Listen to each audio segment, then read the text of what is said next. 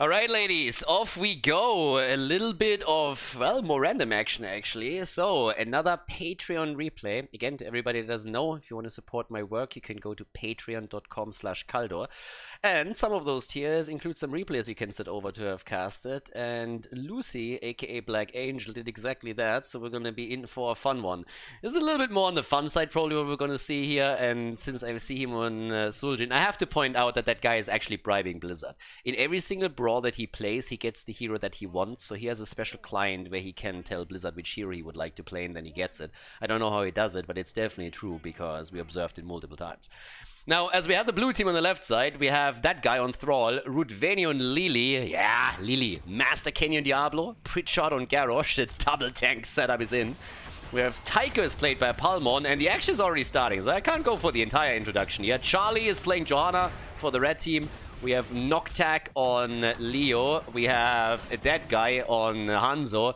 And, well, somehow Black Angel did not only get Suljin, but he also got his own pocket healer here, which is probably going to murder the late game together with him, if I can expect any. Ooh, Einskin timing. He gets away. Okay, I would be pissed. If I'm the blue team, I'm pissed already. But it's an interesting setup that they're going for a double tank frontline. Guys, there's 3 frontline heroes right now. I don't even want to know how many stacks Suljin walks away in the long run. But that auto attack setup is going to be absolutely brutal. Traditionally, you wouldn't really look at him as one of the perfect auto attackers here, unless you play in North America, of course. But Vala would mostly be the pick to go for in this case. But let's be honest, oh my god, that Hanzo has a bit of a death wish.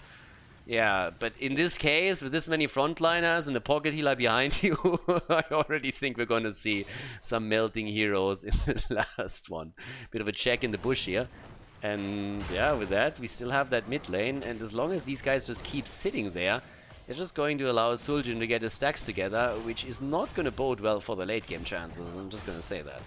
Hanzo, for just a second, also a little bit AFK as Nexus, if I saw that correctly. So he's already responsible for the 2 deaths on the red team side. By now we have the traditional solo laners, the Diablo solo lane. Leo has a lot of a fun time here. It's just like, hey, free damage. Awesome. Insane drains against Diablo. That's fantastic. Tigers realized that they can't get the kill in. But that was a bit of a weird one too. So, yep, let's see how much they can actually get with this, but I'm a little bit amazed they couldn't get the kill against Tigers. Honestly, Tigers shouldn't have been in the first place. Way too far out. But, there we go. Quest also now taken on level 4. I mean, already we're looking at In the Rhythm on level 4, plus in addition to that, we now have 12 stacks on Suljin. 12! Guys, we're 2.5 minutes in a normal game. This isn't a brawl. These are 12 stacks. Oh, this is going to be brutal. I don't even want to know how much damage he's going to end up with here. That's going to be insane. If they don't set someone with a bit of range damage up against him at some point, it's going to be an issue. I mean, look at the blue team. They have pretty much only melee heroes with the exception of Lily and Tychus. And Tychus is, of course, a pretty short auto attack range as well. So that makes things even harder for him. But as it stands, first objective is about to spawn here on Infernal Shrines.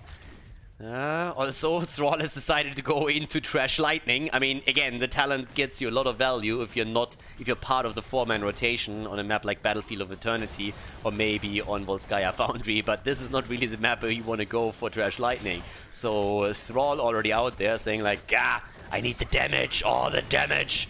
And well, talking about the damage, Suljin is just hammering them. 15 stacks already, which means that now he has the first quest reward and the increased auto attack range, which is going to make his life even easier. Level 4, we're actually seeing the Voodoo Shuffle here. But they lost 2 heroes, so they're actually losing a lot here. That's 4 kills against 0 in favor of the blue team. So this is starting to become a bit tricky. If you lose control in the early stages, your opponent can snowball you pretty heavily, which is pretty much what we can very likely see here. On the other hand, they're all of a sudden in a position where they might just get the kill against Garrosh, but he's still able to walk away. 19 stacks for Suljin. It is honestly a little bit nuts. Hanzo needs to be healed right now. Suljin's at 20 stacks. I mean, again, his attack damage is starting to get nuts. Yeah, there's the quick attack against Leo. He came, he saw, and he died again. Obviously gonna spawn point once more. Horrible build, by the way, now with follow through on level 7. There's a bit of an argument to be made sometimes that follow through on level 7 with Echo of Elements on Battlefield of Eternity can give you a bit more damage against the Immortal, but even that is a super weak argument to be made. And this is just a bad choice. You want to go Ancestral Wrath here all day, every day. Hanzo down again. I think he spent more time at the Nexus than actually on the map. Johanna has fallen now too, and that's 7 kills against 0. Despite the fact that Suljin is stacking like a madman, the rest of the team is just falling apart here around him. So that's a huge problem. We have 35 against 29 stacks. Leo is back to business. I mean, he might be able to just grab a few more for them. 33 against 37. They still have a chance, but it's a small one at that. Oh, 39 against 37. Who's gonna get it? Morales is down. The Punisher is taken. Oh, it's a dark day for the red team. 8 kills against 0. Wow. Yeah, they need to bait it over. Bait it, baby. Bait it. Yes, the bait. Okay. No Khaldor rant about how to pay the Punisher over the wall. That's a win already, not only for me, but also for the viewers. At 5 minutes and 30, Suljin has 0 rights to complete that talent, by the way.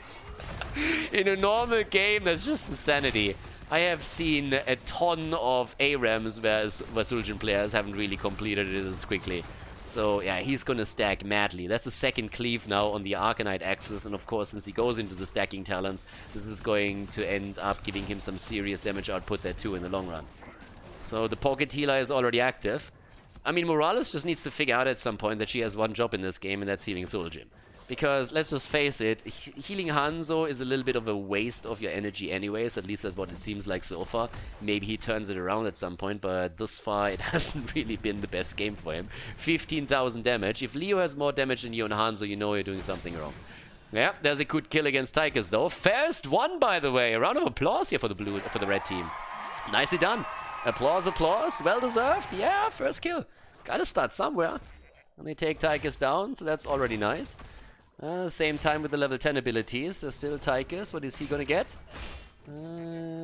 I guess. I mean, again, he went in the rhythm on level 4. Normally you see a drill with that, but he goes Odin. Figures.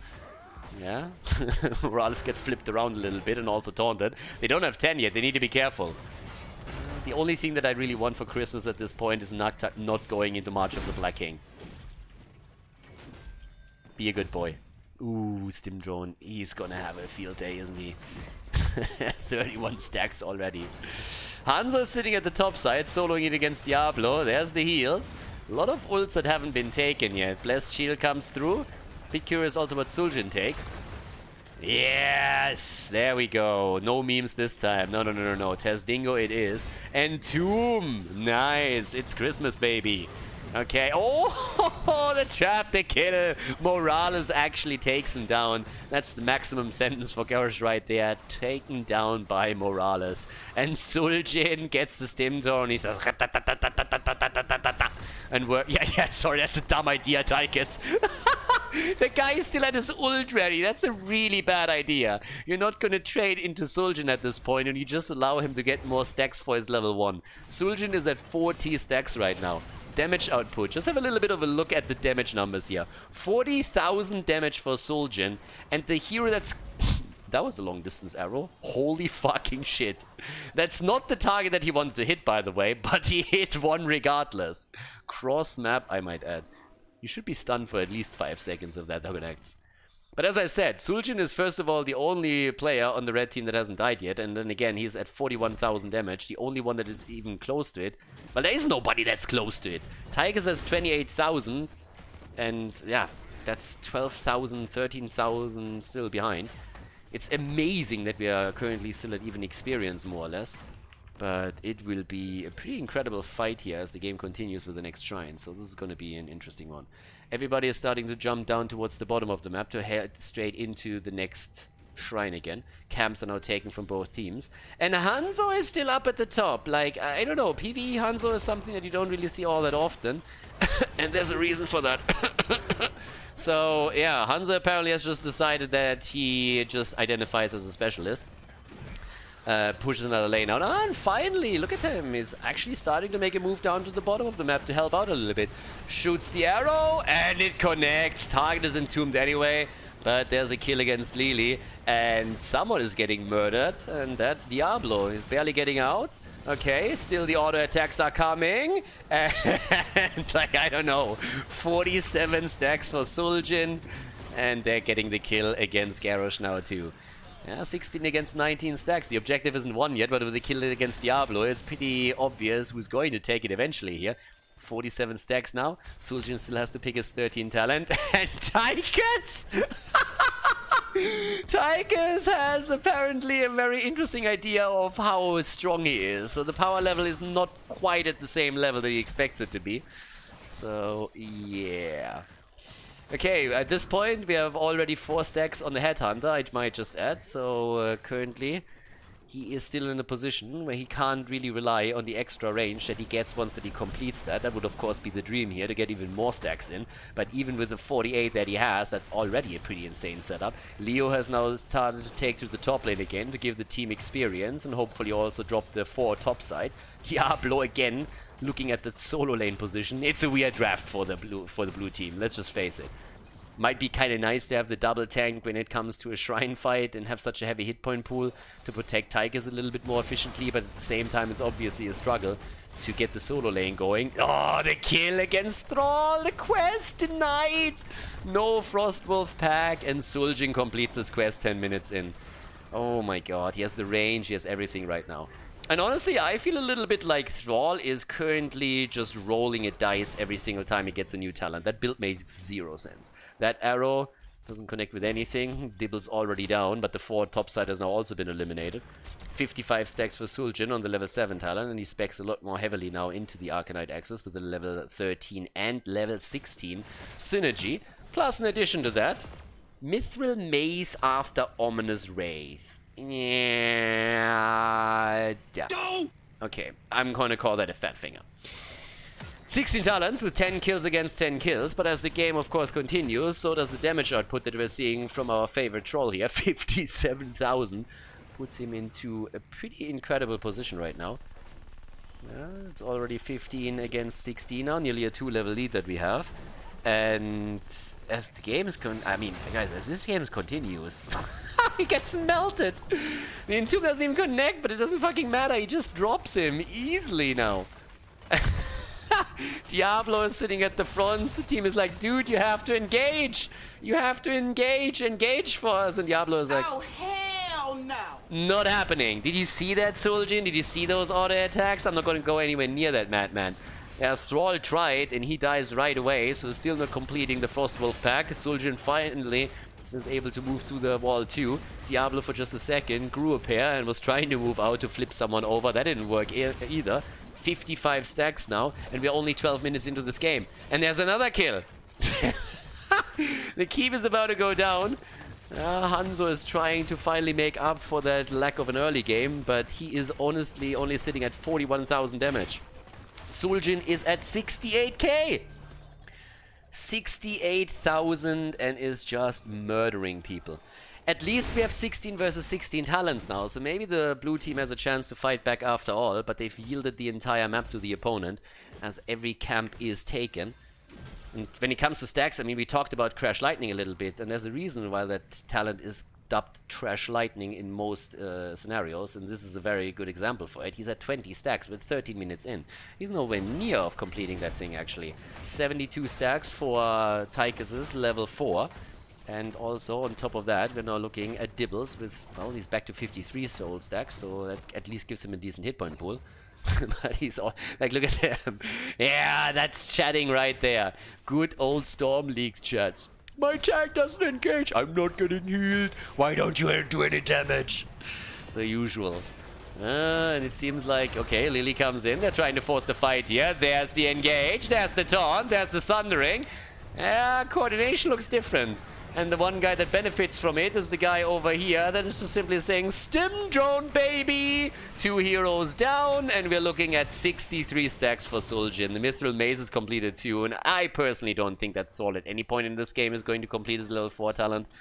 So, yeah, there's that. I mean, Thor is first of all dying all the time, and then on top of that, he's just not in a position where he seems to be able to connect these wolves. So he's back to 0. What is the damage output actually on him? 29,000.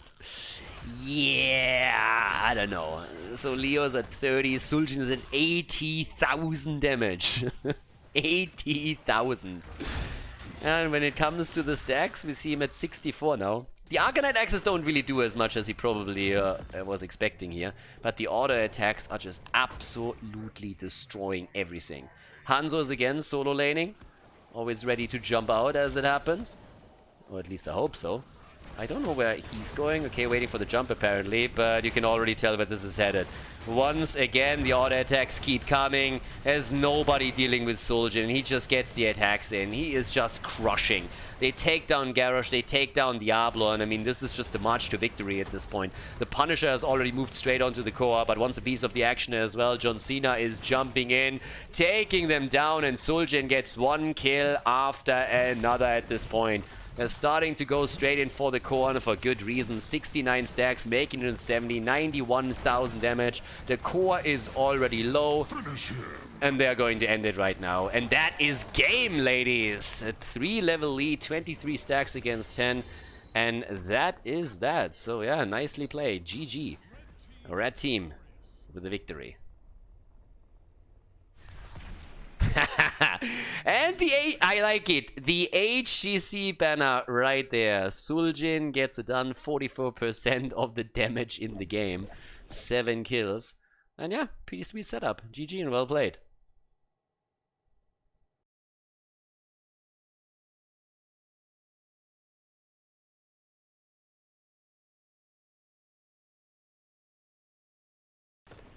Okay, everyone, welcome to something very, very, very different today. We have a little bit of a special quick match here, and just to explain to you what's going on. So, the Patreon website has, of course, been active for a while now, and we introduced new tiers. And one of those also gives the people that subbed into it the chance to send me replay, and I'm going to try to make that thing as hype as I possibly can. And today we have a special one, so this is going to be a quick match. And let's see if you can spot who actually sent the replay in. First of all, let's introduce the players here real quickly. Fat Ugly Monk on Falstad. We have Drivios on Nova. Fuzzy Balls. Great name. On Lily. Train on Anubarak. Ree on Phoenix. Dovlin Lucio. Brandon on Vala. Samwise on Imperius. Power Mounty on Muradin. And Sigorgio is playing the other guy that I forgot about. Okay, it's already getting spicy here. So when it comes to the builds, Vala has decided it's a fantastic idea to go straight into a Caltrops build, as we have in this little quick match. Maybe the first kill, and then Nubera gets deleted. First noob already down. First blood is in. The Fat Ugly Monk, on the other hand, by the way, lost opportunity, didn't go for Kaltha, so that is minus points on the B node. But level 1, we have the Wrath. Falstad going straight up to the top. You need to soak all of the experience, make that happen, so the solo laner is already there. Whereas the rest of the red team is just saying, like, you know what, guys, we can still brawl in the middle, so let's go straight in. I still have a tough time getting over the name Fuzzy Balls, especially on Lily, but hell, there's that. So when it comes to the setup, this is a typical quick match game where everybody said, like, we need damage. And especially in Nova, as the player killer #1 is already straight in the game here, so that helps out. Nobody is dealing with the top lane here, and a Fat Ugly Monk is already sitting tight, is obviously ensuring that the opponent's team is losing as much experience as possible. Yeah, you can immediately tell who knows a little bit on how to play this game, actually. There's nobody rotating topside, and False is just sitting there and saying, like, guys, I got all of this. Like, let's not worry about it. I'm gonna push that out, and then we're gonna go from there. Samwise, soaking experience, overrated. Let's attack the bird instead. But when it comes to the build, the auto-attack build here for Falstad with the Seasoned Marksman on level 1 could, of course, scale well into the late game, especially in a quick match. By now we have a big fight already at the bottom of the map. The blue team currently with the Lily heals. On the other side, they didn't want to be outdone and decided to go into a non-healer as well. Oh, false that. Nice. Masterfully baiting Imperius into the tower range here. So very nice exchange on hit points that we just saw there. Asmodan, on the other hand, goes down at the bottom of the map. And Vala has, in the meantime, just decided that she wants to go for a bit of PvE in this game here. Yeah, always get hit by that minion wave, of course, too. Up to the top, we have our 2 auto attackers. Obviously, it's like 1 frontliner and 2 and 3 backliners. That's all the damage that you can get. Another masterfully bait. And Falstead nearly getting the kill. Oh, clutch! And Phoenix keeps attacking Lucio. Oh, if I was the bird, I would be a little bit mad at this point. I mean, he already prepped the kill and Lucio couldn't even handle a quick attack against Imperius. That's a problem. Yeah, Vala is going a little bit wild here. The bird with even more damage, but it seems like Phoenix might be in trouble up at the top, as we have Samwise and Dovlin on Imperius and Lucio. A typical top lane combo, of course, going for the action. When it comes to the talents, it's actually a bit wild now as well. Vala, after going into a Wall talent on level 1 with Khaldrops, is now going also into her arrow build. So it seems like she's gonna try and get this completely stacked so that she can get the cooldown reduction and therefore get a few more arrows in. So a little bit of a quick match hybrid that we see here. Falstead, in the meantime, is taking the 2-for-1 setup, as Lucio and Imperius absolutely refuse to help the rest of the team. Yeah, Phoenix is still in the middle of the map, so the blue team is actually doing a bit better when it comes to the experience soak right now. Yeah, but up at the top, the attack is still in. And at the bottom of the map, okay, Phoenix actually rotating over. Bottom of the map is still our 3 versus 3. And the bird is holding on to all the experience here for now. Gets a couple of good attacks through. Barrels in, and there's the aggression. Asmodan at the bottom of the map once again eliminated. That's the second kill against him, but up at the top, the fight is still going on as once again they're trying to make the play for Phoenix. And this time maybe successful, but they get the kill against Lucio first. There's the connect, baited into the tower range again, and another big hit as the bird can't be stopped and gets another attack in. There's a level 7 talent right now, so far going straight into the auto attack build.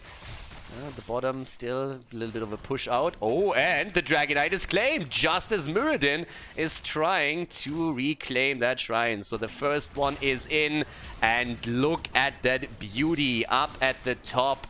The bird already realizing that he needs the boomerang on level 7. Big applause right there. Even more pressure now against the minions. Can get all of that siege damage through, burst those waves down, and get more side lane soak and then global in. So, perfect setup here on the build. Whereas we still see the big push with the Dragonite through the middle. Talking about builds a little bit, Nuburak also with a pretty much standard setup right now, going into an aggressive build. It's a little bit of a weird one if you consider that they don't have a support that can help them to lock down the target. So after he makes his engage with his Regeneration Master on level 1, the Subterranean Shield, and Underking, there's no follow-up from like Tyrande or Malfurion. But they can in theory at least get some pressure and damage from Nova and also from Falstad. Down here on the other hand, it's another kill as we have 5 kills against 1 now. The blue team is just doing well here. They have a 1.5 level lead already. Top side, this is where everybody is going to start jumping in soon again, I hope. But for now, it's just like PvE. The fat ugly monk is sitting there and is saying like, hey guys, if you don't take care of me, I'm going to give my team the lead. I'm going to give them level 10 and you can do fuck all about it. And they go for another kill and a boomerang value straight to the face with a kill against Lucio. Yeah, Lucio's down and Hinterland Blast. Okay, now we're talking. Hinterland Blast, Precision Strike. If they team up with the new... Oh, the snipe! Gets a snipe in, gets the kill. 7 kills against 1 right now. This is fantastic. I was just about to say that they need to wait for Nuburak to make a stun engage. But, well, if you home it in that hard, then you can grab that kill even without it. Big level 10 lead, absolutely fantastic here. Down to the bottom, and Nuburak thought that it was a great idea to solo lane. I have no idea how many vodka shots he needed to drink to come to that conclusion, but well, he ended up there one way or another. And the bird is still attacking over here. The power Mountie is jumping out. When it comes to damage, we have 19,000 now on Nova. Ooh, Vala wants to kill. But not against the Monk. Not today. Asmodan with 16k for the opponent's team. And that double connect over here with a quick kill against Imperius. Nicely done. Lucio survives for now. But there's level 10 abilities finally in the hands of the red team as they are trying to fight back into this. Alright. Down to the bottom. Asmodan has started to take it again. Look at him. Happily flying around here on his little whatever that is. That little flying disc. Whee! Spreading the hands down a little bit and flying in style. But up at the top, there's weird rotations. I mean, right now, you just look at a Muradin together with a Lucio in the same lane. You just ask yourself, what the fuck is going on here? Brandon, on the other hand, he decided it's a fantastic idea to 1v4 this shit. The Nova B-steps! That fucker moves in and immediately B-steps Zavala that went 1v4. Quick match never changed. Oh my god, like the meme is real. I'm the best Nova in the world! 10 kills against 1, dominating! And, well, with them pressuring the bot lane, the bird wants to be a dragon! Yeah, up at the top, can they grab it? They indeed do, and there's nobody who can interrupt the channel. So they're still going in with the Dragonite right now. It is time to rack that mid lane. At the top, on the other hand, the fight is ongoing. As we have a 3 versus 3, Lucio is nearly dead. And the sound barrier saves them to fight another day. As Anubarak gets a solo kill against Imperius? Like, what? I mean, I think they're high. I mean, honestly, what exactly has to happen that you get that kill against the Imperius as a Nubarak? Like, I don't know. The bird is still doing damage here in the middle, whereas up at the top we have now also seen Vala fall. And the push is even more forward, even onto the bridge of death as they finally fall back to take down the fort here. Talking about forts that are being destroyed. The Dragonite has already pushed straight through the middle and trying to take that down. But the Nubarak is absolutely uncontested in his solo lane approach here. Like when he grew up, he always wanted to be a solo laner. And then at some point he turned into a cockroach. And that's just what it is right now. But yeah, there's a little bit more of an ass-kicking from the bird as they're trying to get even more in. Vala came back just to die again as the top fort falls. We have now 13 kills against 1. And the bird in trouble! Oh! And he was trying to fly away! Dodge it! No! And he gets taken apart here.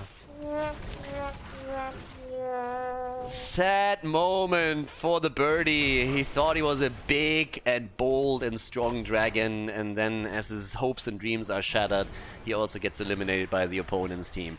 But of course, he is gonna come back fiercely in order to try and make them pay for it. Also, making people pay for it at this point. We're having another quick attack as they're starting to lose even more HP on Asmodan at the bottom of the map because our Nova player is trying to get another quick kill in. Not so much this time. Anubarak also dropping his ult in the process.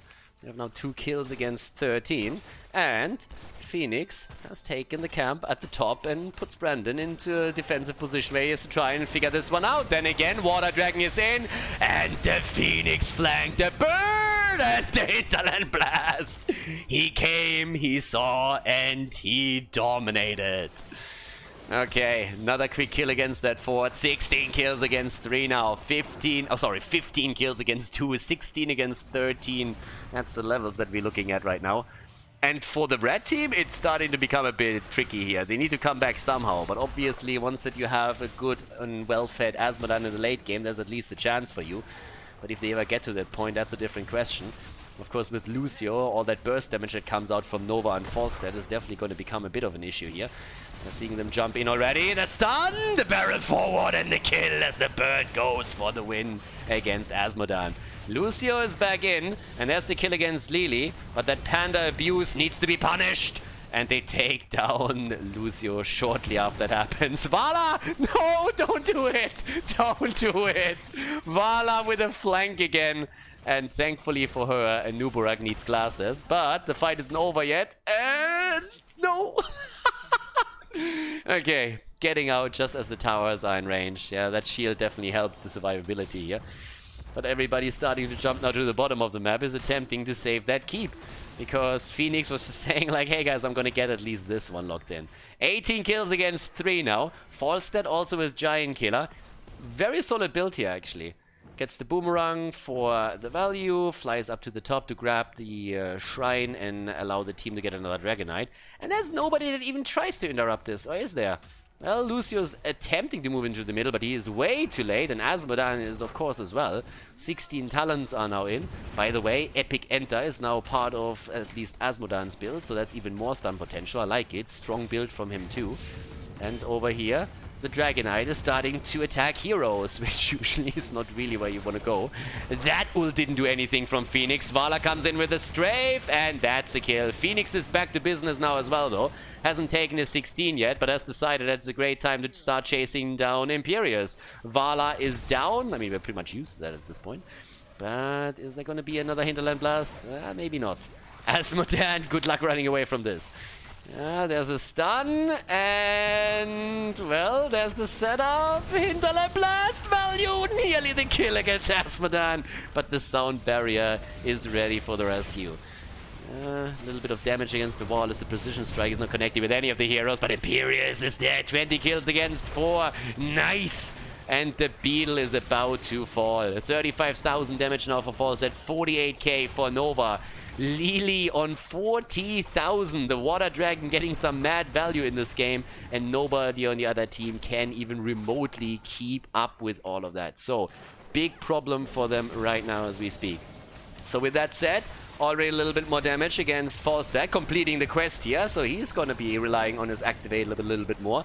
Bad news for Muradin. That's going to be a lot of good damage against the front line. And it's going to make it very tricky. The wall is already falling, but the blue team shouldn't really overstay here. Yeah, they lose Lily, and that's a half level in experience that the red team just gained. And Uberak soloing the camp. That needs to be punished.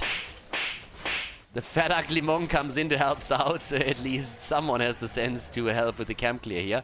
But yeah, if your only tank and Nubarak in particular starts to go for the camps on the map, then you know that there's definitely a little bit of... There's definitely something strange going on. But level 20 talents are now soon in.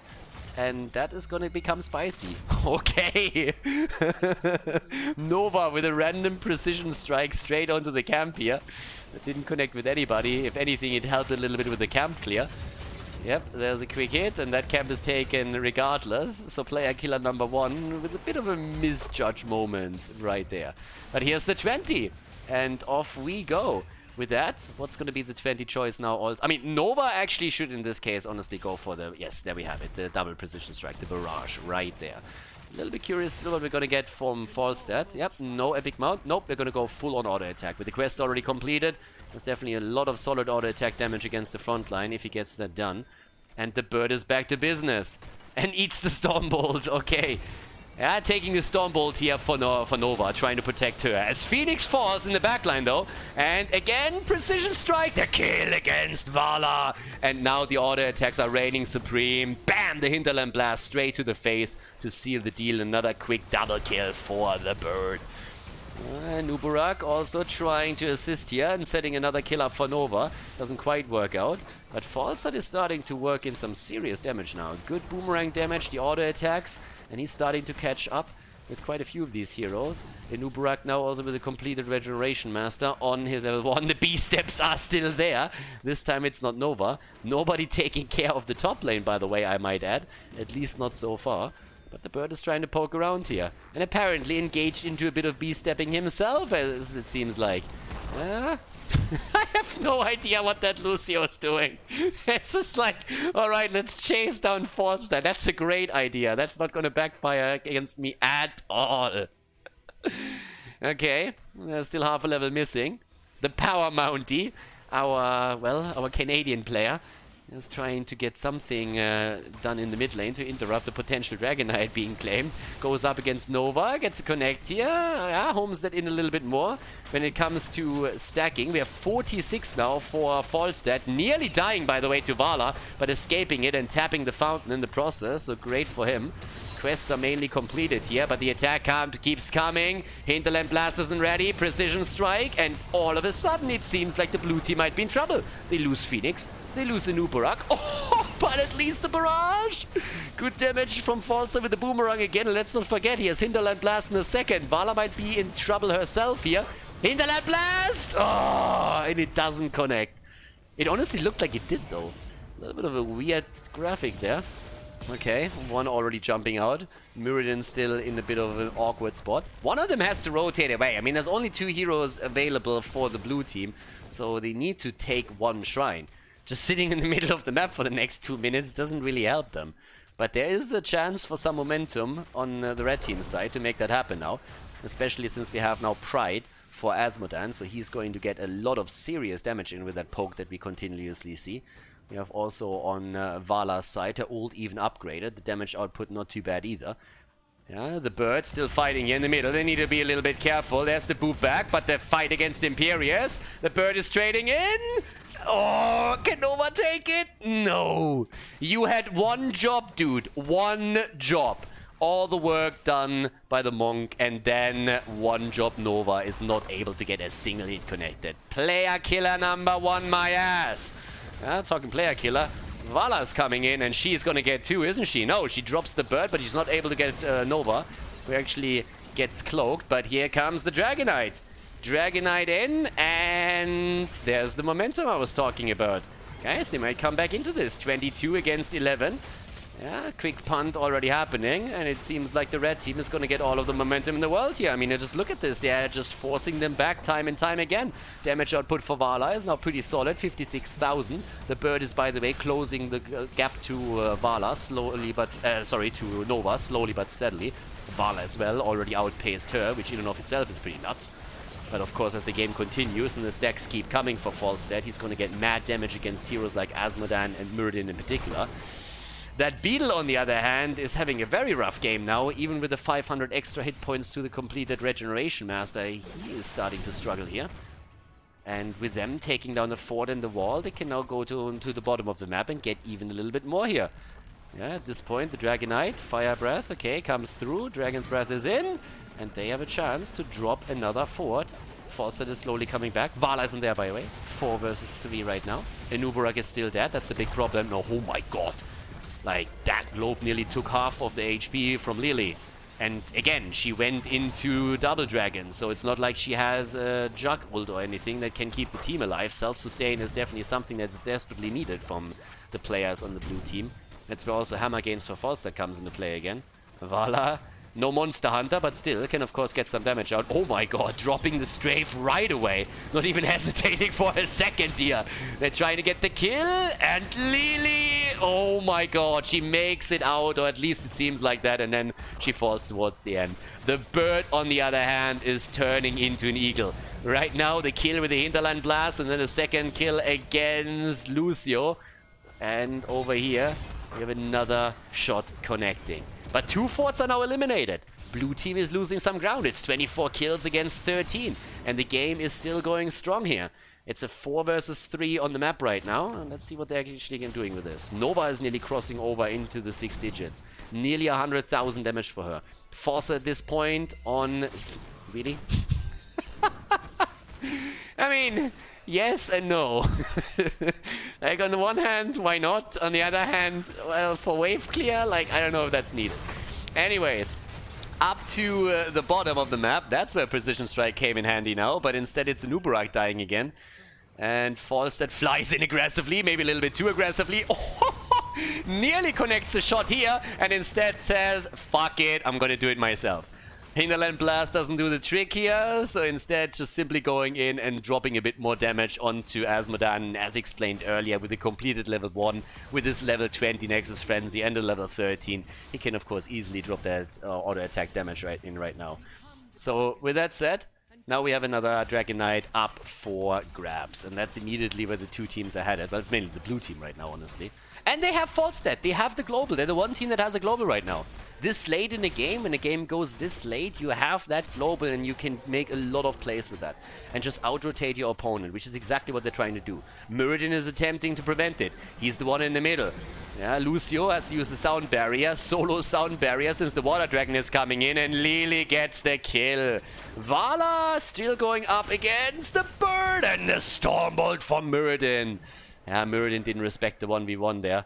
I mean, you can already tell that Falstad was about to bait out the ult, hide in the vision and then come back in to take her down, but with Mirrodin not respecting the 1 versus 1 setup, that's of course just cheating on a different level here. Nova finally dies too. Yeah, that Mirrodin is starting to get some serious Stormbolt connects. Just as I mentioned it, he misses the next one. But he definitely had the setup for 2 kills now. Here comes Phoenix with his ult again. Oh, good damage, but is it enough? It doesn't seem like it. Vala down, and so is Imperius. With his dying breath, Nuburak is able to get some value, and Lili ruthlessly applies that double dragon to drop Asmodan. Now we're going into another Dragonite. Or no, we're not, because the Power Mountie has gone to the top lane and has asked, well, what is all that Rukus about? And simply takes the shrine. Yeah, good timing for him. And while we're looking at all of this, the blue team is trying to recap it. Did he just miss a Stormbolt on a target that stood still? Did that just happen? Alright, so Lucio is back. 1 Stormbolt connects finally, but up to the top they're losing another fort because nobody's dealing with the camp here, which is another problem. Falstad has moved into the middle again. Is still in the position where he, like, someone is pinging the top lane. It's like, take the shrine, take it now. The bird wants to be a dragon again. Already had it once, and I think he liked it. But Lucio has a different plan. The preventive hinterland blast. Get the fuck out of my lane. I mean, as long as he gets the Dragonite, it's totally fine. Up to the point where he is going to be back to...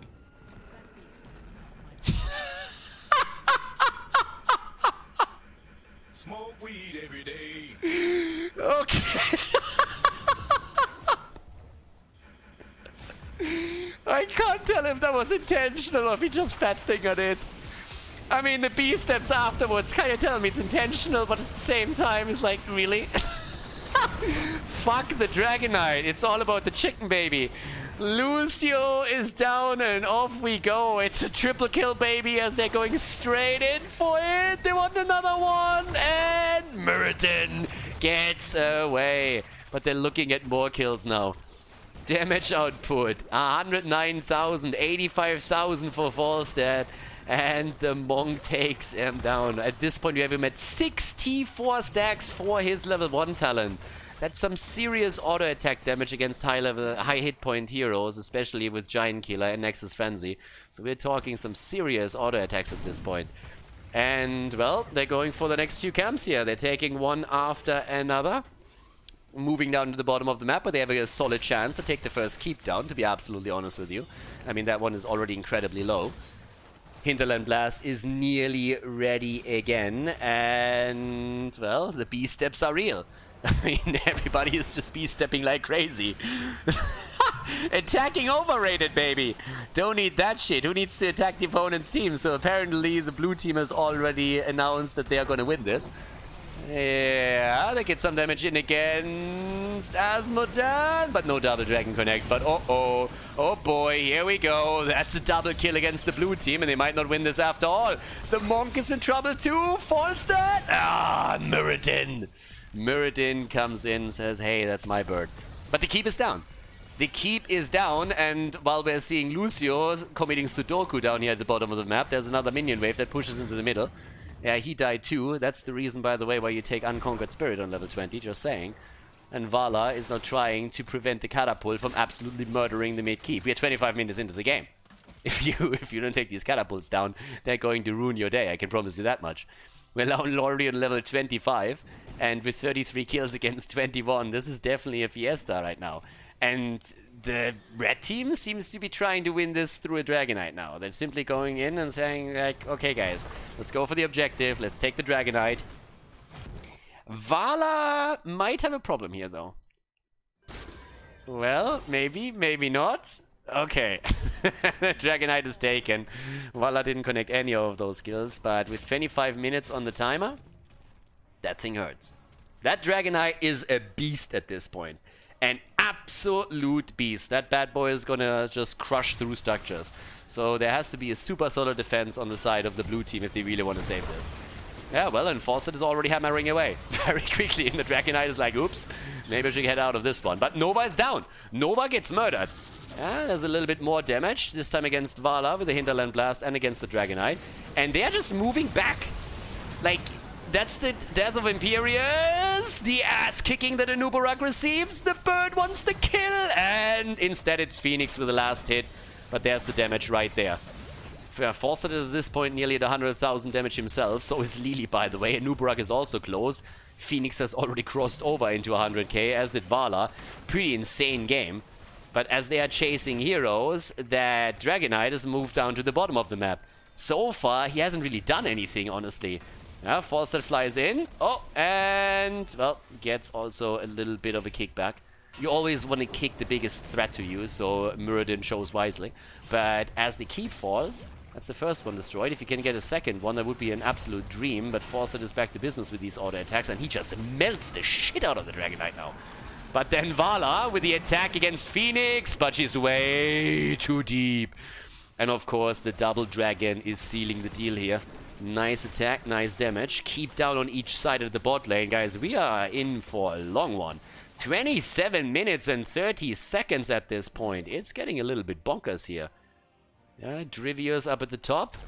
Currently at 118,000 damage. The only one that hasn't crossed over into 100k damage on the blue team side is Anubarak. 7 deaths on him, by the way, just saying. The only one that hasn't died in the entire game is Muradin. So, there's that. On top of it, we have 74 stacks for fall stats level 1. 74 stacks. Can you imagine the auto attack damage that he pushes onto Muradin or Azmodan at this point with Giant Killer? And the longer this game lasts, the higher he's gonna get with it. If this continues, he's gonna end up at 100 at some point. Apparently also about to... Okay, I was actually afraid for a moment that he would try to solo the camp down here. But he actually just hits the point, goes to the spot and pings for the rest of the team to help him out here. That makes a lot more sense. Muradin had the same idea on the other hand. So it's at this point literally like, okay, who goes for it first? Yeah, and Fawcett flies out. Is that really where the next fight starts? Big push in the mid lane, by the way. There's a catapult here. Guys, we're 28 minutes into this. This catapult is gonna eat the keep for breakfast, if it ever comes to that. Alright, Hinterland Blasts! Oh, Muradin! No fucks given! Jumps straight in! Anubarak! He's gonna die, isn't he? Yes! The bug is dead again. Azmodan is on the defense in the middle. This is a 4 versus 5. Oh, and then melted! Falstad is wrecking the front line. Takes Muradin down. All 4 are dead. That's why you don't fight a 4 versus 5, boys and girls. I have no idea what the red team was thinking there. They just have Azmodan in the middle defending the keep, and they're just saying, okay guys, this night camp at the bot lane is totally worth losing the game for. It's totally worth it. Don't believe anybody that tells you elsewise. It's totally worth it. Let's lose the game right there and fight a 4 versus 5 29 minutes into the game. That's fantastic. Absolutely fantastic. So now the top lane gets claimed again. Everybody on the top lane, well, nobody really deals with that, so that keep is gonna fall. But let's be serious for just a moment. If you are in possession of a Dragonite and the bird gets it, 29 minutes into the game, that Dragonite, again, as I said before, that thing doesn't hit like a truck. It picks up the truck and hits with the truck. I'm not sure if I would have allowed Falsa to get the Dragonite again, because last time he just immediately interrupted it, but it seems like now they're done with all this shit. Yeah, okay. Seems like Falstad is done with this crap. Look how much damage that thing does. Like 3 hits the keep, goes for the core, bit of an ass kicking as well. Vala is about to go down, and the Dragonite just simply says, okay, I'm done with this. Sorry guys, but I got a hot date, so let's jump out of there. And the Dragonite just simply kicks the shit out of the core. And the core is sitting there, is like, no, you need to go for all the experience. Exactly. There's a keep left. My bad. How could I forget about that? So takes the last keep down. 76% on the core as the fight rages on the left side. But the Dragonite have finally had enough. And that is going to be game. The motherfucker just dances around a little bit. Oh, someone is having fun here, and that is the end. The bird goes in and the final boomerang seals the deal. GG and well played. And again, guys, a bit of a Patreon game today. Fun replay, actually. And if you, of course, also want to support the channel and my work, check out patreon.com/Khaldor. Nova gets the MVP, and, well, was a pretty awesome one there. So, yeah, Nova gets the MVP, and what else do we have? The Siege Master. And Muradin, team fight damage soaked. So, aka you were the punching ball in the game. Congratulations. That's it for now. Hope you had some fun. I definitely did. And, well, we're gonna see pretty soon a bit more of that action here on the channel.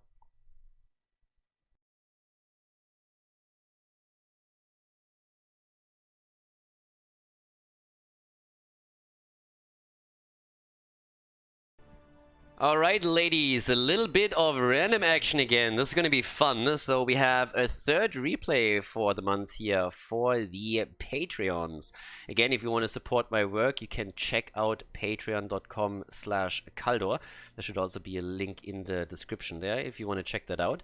But yeah, today we have another one of these games, and as far as I know, this is actually a Storm League match. And on the blue team side, we have Orachigami on Zeratul. Gets a little bit of Abathur support here with Indalamar. We have No Lich King on Uther, Shopping Cart on Anubarak, interesting name, Boime on Arthas, that should be a Night Elf here, and on the red team side we have Kura on Varian, Mixon, the man himself, on Stukov, that guy on Stitches, Miss Black on Thrall, and Inshallah on Nazebo. So it's already getting spicy right from the get-go. Obviously, we're not going to see a Taunt variant here. I mean, this is still Storm League, so this is not competitive or anything. Instead, we have the High King's Quest on level 1 that already makes me anticipate the worst here. And on top of that, oh my god, we're going down the drain quickly. A Beetle build for Anubarak is already thrown out here, and at the same time, we are looking at a very melee-centric lineup for the blue team. But yeah, we're going to have a little bit of fun with this team and with this game, and we're going to have a bit of a look how Mixon is going to fare here.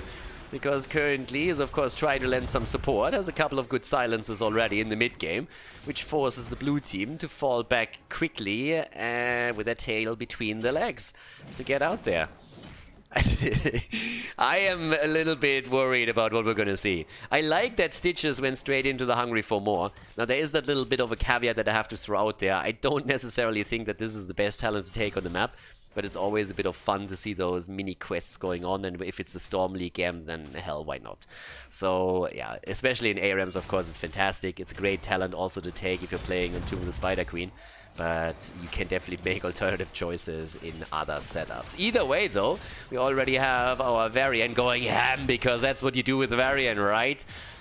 Or maybe not. First blood is in. Varian is immediately getting stopped, and the body blocks are there. Mixin with a big boy safe attempt, and he's actually able to make it happen. Is that the best Stukov in the world or what? Look at Stitches. He already has to buy him at least a beer now. And good old Admiral Stukov is doing fantastic. How do you play Stukov? It's easy. You drink vodka while playing, and every single save, you take a shot, you play better. I tell you, after 3 games, you play fantastic. And even if you lose, you don't realize, because you see double anyway. It's great. So, now that we have a little bit of a Stukov tutorial, that's the Stukov tutorials that Blizzard is not going to tell you about. Seriously, they tell you shit like pick that talent, pick this talent. That's not what's happening here. Honestly, a couple of clear shots and you are good to go. So off we go into the next kill. There's obviously a little bit of pumpkin action to take at this point too. And with this, bed of barbs. Alright, so we have a hybrid build. We call that a dice build because you pretty much roll a dice every single time that you get a new talent and you just see what happens. For Stitches, we have the Chop Chop. You should always take that talent, not because it's necessarily super useful, but just because the name is amazing. I mean, it's like Chop Chop, boys. Let's go. Then again, on Stukov's side, we currently have the one good spread. Always reminds me of Bill Burr. Has a good spread. I can't make a Bill Burr imitation. I'm really sorry about that, but the guy is obviously a fucking genius. Best comedian out there by far. Huge difference. And yeah, the shotgun sketch that he has with a good spread is just fantastic. Stukov again thinks he can just 1v3 all of this shit. A typical Stukov player detected. And in this case, he obviously gets shot down very, very quickly. And he's not the only one. Stitches is also getting locked in hard, and there's no escape for him. That's 4 kills against 0. The red team is suffering. Stukov has also fallen. And Origami is getting a lot of work done with that Abathur support that he has. And now that they're even stealing another one away, guys, this is rough. That's 36 against 32 points. We have by now also level 4 talent in. It's Colossus Smash. Smashy, smashy. Yeah, Varian thinks he's Hulk, but he's not green enough for that. We still have a little bit of aggression in the middle of the map as level 7 talents come in. And there we go again, the Leeching Scarabs. We're back to the Beatles, ladies and gentlemen. The roll of the dice has chosen a talent, and off we go. Zeratul is stuck in last year. That's a 2019 build that we currently have here. So apparently he didn't get the memo that we are now playing with slightly different talents, and that Zeratul is played a little bit different from here on out. Guess we're gonna see also Avoid Prison on level 10. Nice silence. He was trying to sneak away here, gets hooked in. Okay, they get some damage in, and Varian tries to make a play. Can you imagine how amazing it would actually be for that combo of that team if Varian would not be a donk and would instead have just chosen a quick taunt? Can you imagine taunt into Stukov silence, into Nazebo damage, a lockdown? The combo is already insane, and Stukov's follow-up would have been fantastic on this. Stukov, talking about him, is currently trying to get the save in the middle of the map. I'm not quite sure if he can. He's not that fast. Our Admiral here rides the doubloon, but he is not going for hyperspace just yet. Should be fine here, though. Gets a little bit of a slap out. And also securing... Oh, Zeratul. Hello. Yeah, getting a little bit nasty. Look at that guy. Alright. So, with this, we have now another deep dive from Shopping Cart. I'm honestly just curious how that guy's build is going to continue. But I mean, they're crushing. They have 6 kills against 0, right? So I don't want to talk... I mean, yeah, we're going to make some fun here, but they're winning, and they're winning it hard. There comes at least Stukov with an interrupt. Stitches has 6 stacks on his level 1. That isn't really a whole lot. There's one altar that already got claimed. Stukov comes in, and what a Nazebo wall. Nice. And the Witch Doctor is in. But Stitches is dead too. Doesn't have a lot of stacks on his level 1 yet, which means that he just doesn't have the hit point pool here. There's another kill as the Witch Doctor is going to town though. And they're trying to see if they can maybe even get a few more kills. In this case, against... yeah, well, Nubarak. And Varian is doing nothing else but just yelling the entire time. I mean, seriously, Varian is the guy at the gym that lifts a 10-kilo bar and just yells through the entire studio so that people pay attention to him. We've all met people like that. He definitely has a bit of a... like, honestly, that guy, as a kid, he didn't get enough attention. I blame his parents. I seriously do. Like, if you're just yelling around like this all day long, then something is seriously wrong with you, and something when you were a kid just went wrong. It's just like, there's no doubt about it. So, yeah, Varian has a little bit of an issue here. He's just like, look at me!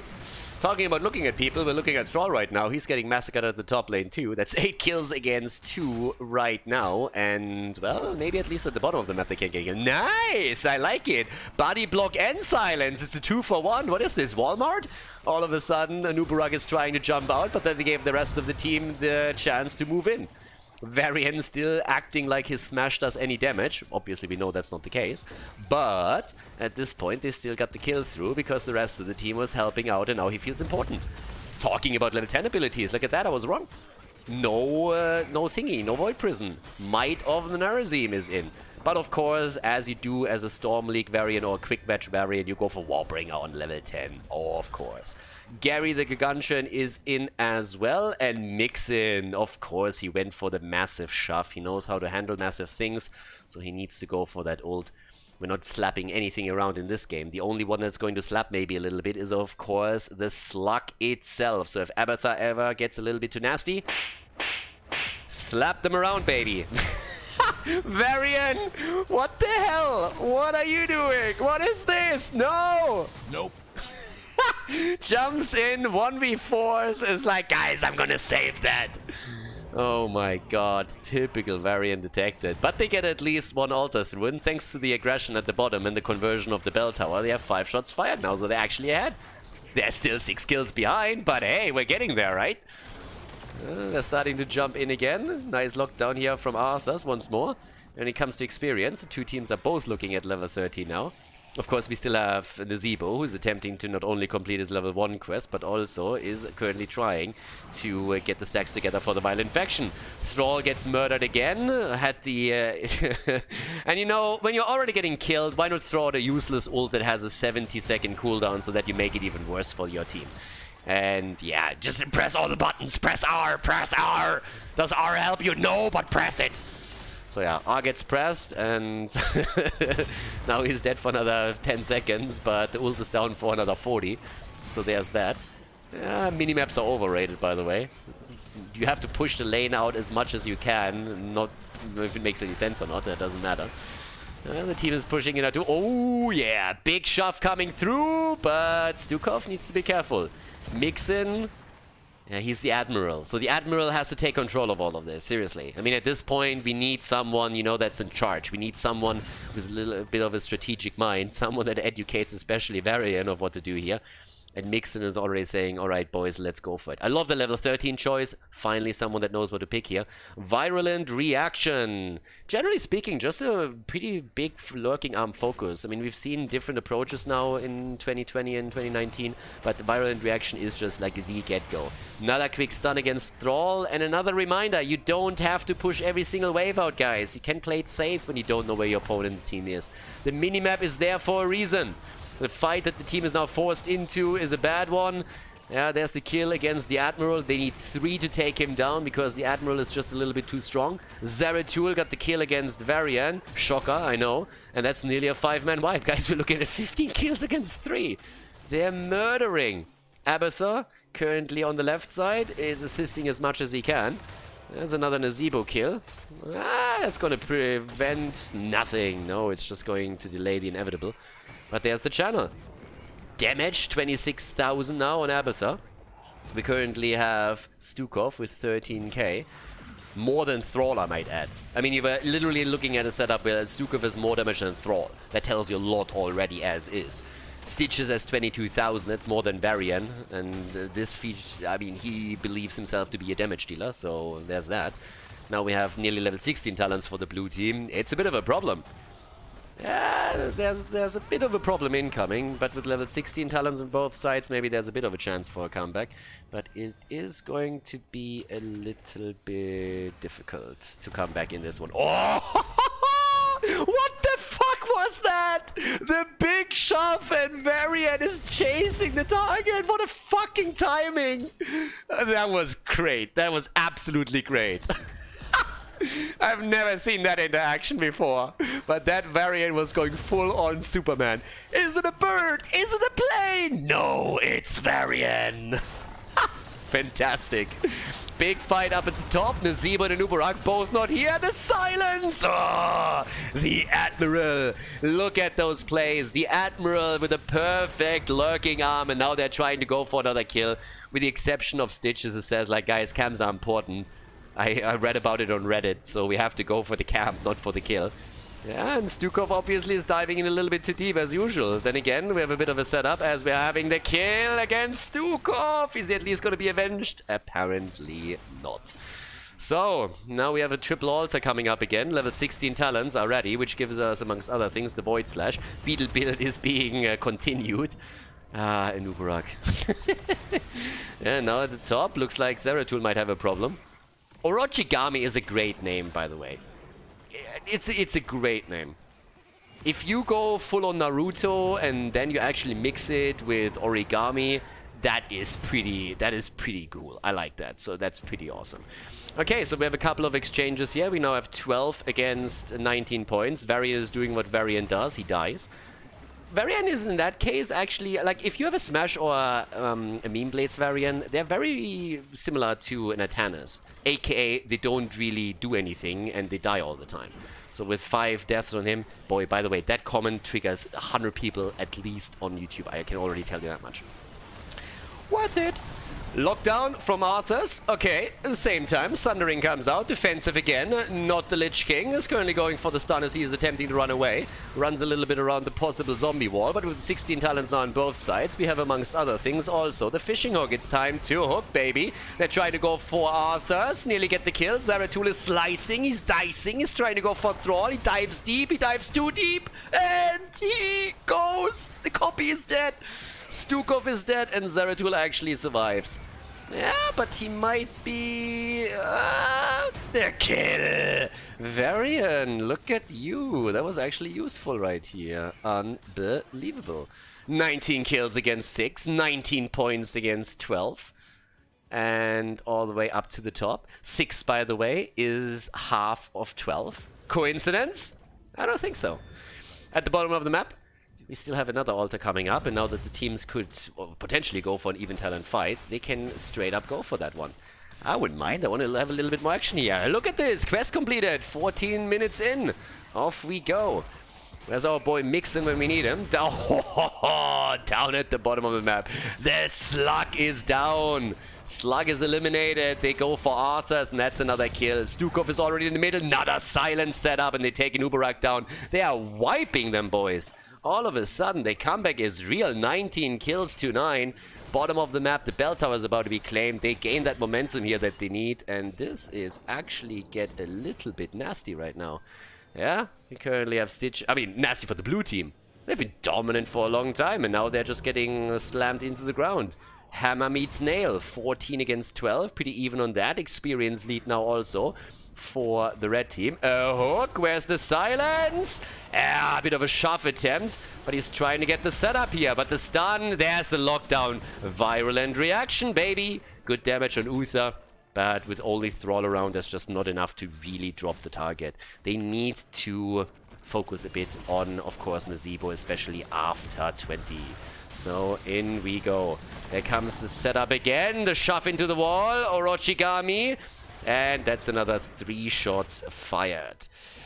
Yeah, and also, look at this. The Ring of Passion has been taken. It's actually the Ring of Poison, but Lucy apparently thought that it's the Ring of Passion, which is a little bit of a mistake that Freud would be very happy about, and tells us a lot about what Lucy's mind thinks of the entire time. That is, by the way, a pretty big shove. Yeah, this could still be a kill over on the side. I can't help myself, but Mixon, when it comes to big shoves, he knows how to just deal with them. There's like no talking around it. So yeah, a very passionate play from the Zebo here too. With the Ring of Passion, you would exactly imagine that. So honestly, at this point, I just imagine that, like in Lucy's head, that's just continuously a soft porno play. Like, it's the, I don't know, but it's like, I don't really want to know what he sees when he plays the Heroes of the Storm game, especially not when we're having heroes like Nova or Jaina, for example, in action. So it's a little bit weird. No, it's out there, but I had to talk about it a bit. They're going for the boss right now. Mixin is, of course, with the team to go assist here and get a couple of heals through. And right now, we also have, on Stukov himself, quite a bit of healing, 60,000 for our boy here. Yeah, Uther can't really keep up with that, I'm sorry to say. Uther's, of course, trying to get some stuns in, and he currently does it against Stitches, but our bad boy here at the front line has by now also a bit of a bigger hit point pool. There's a kill attempt against Uther. He's down. Another 5 shots fired. Guys, that's them down to 1 point on the core. 20 versus 20 talents right now. And the Vile Infection is in. Yep, there's more damage coming through. Stitches smart. Stitches is moving over and slams Uther into the ground. 25 stacks for him on the level 1. It's actually a bit, I mean, this is honestly not a lot. I think he should really have more than that right now. But still, it increases the hit point pool slightly. Not even by 1,000 hit points just yet. And 17 minutes in, it's not really something to write home about, but it's there. So now that they're trying to get also the pumpkins, they could actually try and seal the deal here. Chaos, the Admiral is part of it again. Zones them out, makes sure that they can't reclaim it. Bit of a shove into the wall. Get the fuck out of my lane. The Nubura gets pushed back easily. Yeah, there's the hook though, and now he's in trouble. There's the silence, the setup, and the kill. Varian comes in, delivers the final blow as we are looking at a potential end of the game. Pumpkins coming through. Arthur's trying to prevent it. Arthur's! And he's dead. Arthur's down, and that's the end. GG, as the red team is victorious. Congratulations. Big victory here for the red team in this setup, and big win for Stukov and his boys. Nice comeback too. Nazebo with the Vile Infection actually gets the MVP in this game. Alright. And what else do we have on the board? Yeah. Shopping cart. 74-second silence time, and yep, that's 6 mercenary captures. I know it's a bit of a meme, but that's I mean, this is just perfect that Stukov got at least that. This is Blizzard's version of telling someone, listen, you've been pretty hot shit, but like we can't tell you actually that you're garbage, so we have to give you at least like some kind of medal. And yeah, instead, well, you took 6 mercenary camps, let's take that. So yeah, big shout out to all the Smash variants out there. But yeah, nice game, quite fun. And again, guys, once more, thanks to all the people that support the channel and also my work on Patreon. Very much so appreciated. And see you guys next time. Have a good one. GG.